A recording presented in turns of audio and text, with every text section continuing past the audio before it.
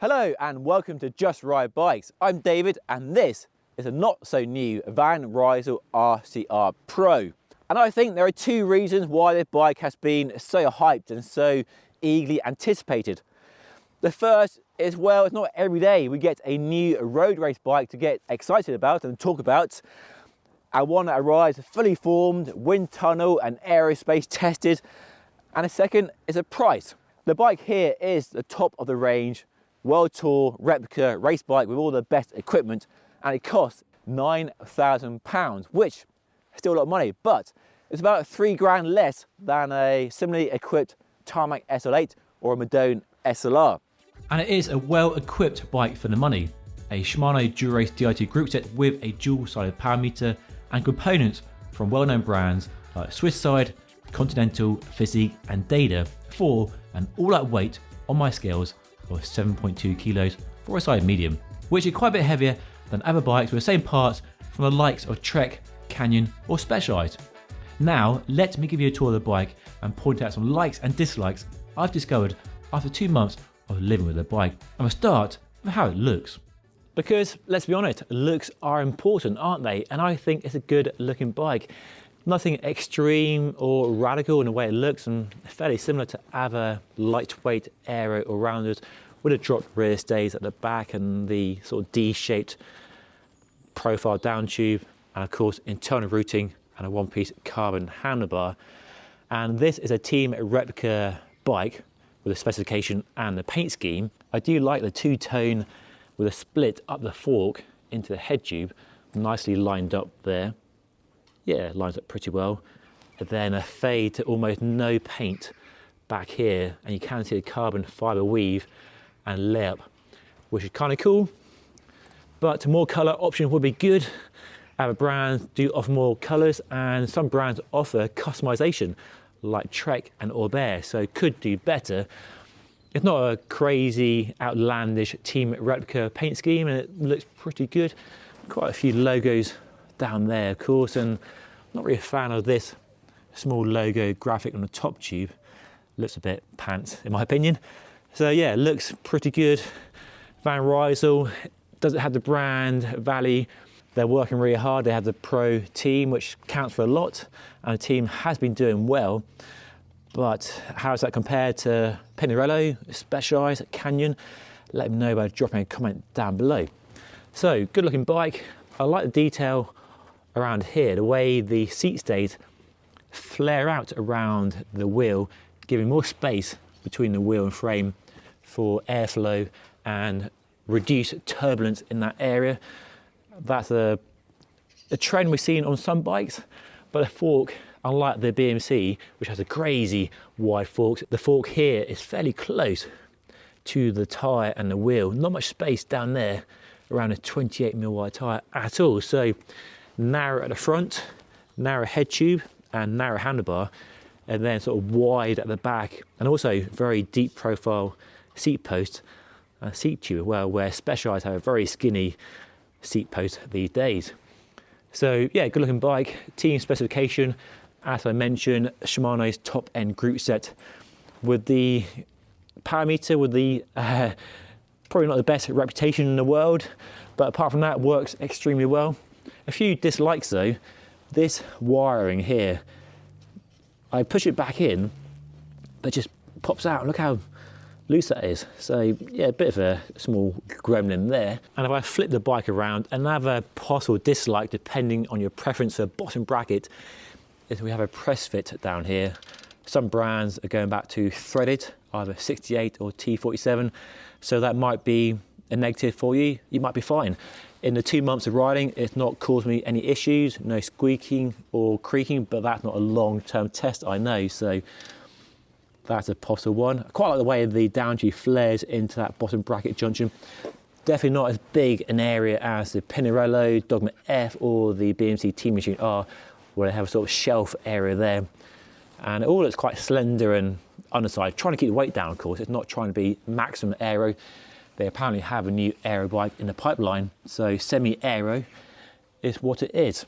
Another small gripe is the rubber flap here over the seat bolt does move around a bit. So I put some tape here to mark the seat post height, and that helps keep it in place. So that could be better, but generally the fit, finish, build quality, yeah, all looks good. And the handlebars, so the handlebars are narrow, as is a trend these days, so 36 centimeters in the hoods, the same as a BMC, and flared out in the drop to 40, so more control when descending. And the hoods are canted over just ever so slightly, which I quite like, but I'm not really a fan of the shaping here, the way it fattens out there. Not the most ergonomic when you're riding along in the tops and sort of push your elbows out a bit. So that's not my favorite shape in the world. Nice Dada construction though. You can slam the stem, of course. Quite nicely proportioned stem, looks quite fast and sleek. Then the wheels on their bike are the Swiss side Hadron 500. And Swiss side do have a good reputation for aerodynamics. These are a nice deep carbon rim, ceramic bearings in the hub, so high quality hubs and bladed spokes. But the rims are quite narrow on the internal rim width, about 21, and that's a bit narrow compared to the trend for wider rims, for wider tyres. But the rim to tyre interface is okay, looks all right, and the tyres are worth mentioning because they are the high quality Continental Grand Prix 5000 STR. So no skimping, no cutting corners on the tyres on a bike, no cutting corners at all. I can't really see where the corners have been cut on the price because I don't think corners have been cut. It's just the immense buying power, I guess, of Decathlon, the company behind Van Rysel. Now, before we go for a ride and see how it performs, let me tell you about today's sponsor, Squarespace. And building a website with Squarespace really is very simple indeed. I love how easy it makes the whole process of building a professional looking website for any purpose. Whether you run a bike shop and need easy online payments, you want to start a newsletter, organize digital classes, there is a solution for you on Squarespace.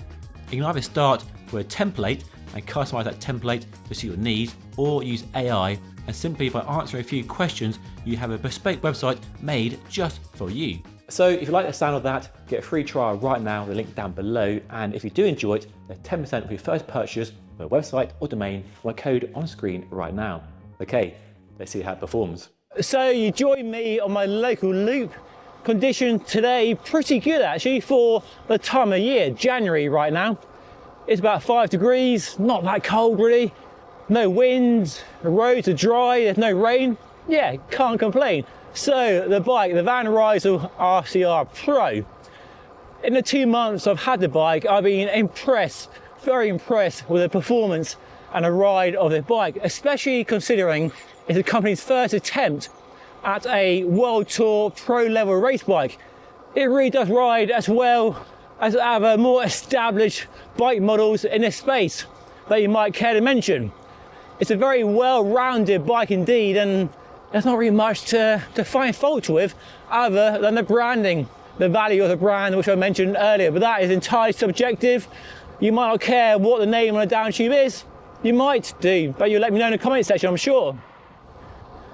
And it's clearly a quick bike, it's fast, as most of the top end aero race bikes are these days. In testing via other publications, the aero performance is very good indeed. And in my testing around my test track, where I ride at the same average speed, the power required is more than a pure aero bike, like a Canyon Air Road or BMC T-Machine R, which is to be expected. It's not a pure aero bike. Now, the one issue with the RCR Pro is that it's meant to be a lightweight aero all-rounder, like a tarmac, but it's not as light as a tarmac with the same parts on it. A tarmac is about 6.6 kilos. This is 7.2 on my scales, and that's about the same weight as a top of the range Canyon Air Road CFR. And it does raise the question of why buy a semi-aero bike that's not really that lightweight when you can buy a pure full fat aero race bike that's the same weight or possibly even lighter if you are concerned with going fast. Because when it comes to climbing, while the bike is clearly fast and won't hold you back because it's still lightweight in the grand scheme of things, it's no faster than a full fat aero race bike of the same weight. But what I really like about the Van Rysel is how smooth the bike is, because I don't think it's unfair to expect the race bike these days to be both fast and light and stiff, but also comfortable as well, and deal or manage rough roads, which most of us have to ride on these days unless you're riding on a race circuit. And somehow the bike does manage to be supremely smooth. I've been blown away at how comfortable the bike is, and it does remind me of the tarmac a bit, and also the Envy Melee, in being both fast and exciting to ride, but also smooth, compliant and supple on crappy roads. And comfort is definitely something I care about, and I know I'm not alone here. But I want a bike to be freaking fast, but not beat me up and punish me on rough, crappy roads. I want that speed, agility, dynamic handling, but I want a nice smooth ride at the same time. And lots of bikes do manage that tricky balance way more than 10, 15 or 20 years ago. I remember riding the original Scott Foil through London, and that thing was so stiff and it's so harsh. It worked fine on a smooth race circuit like Hillingdon in West London, but on the roads across London from the office, boy, was it a punishing bike. Thankfully, those days are way behind us, and these modern race bikes, and this is a good example, are both fast, exciting to ride, and also smooth. And now into the twistier stuff, and let me talk about fit and geometry.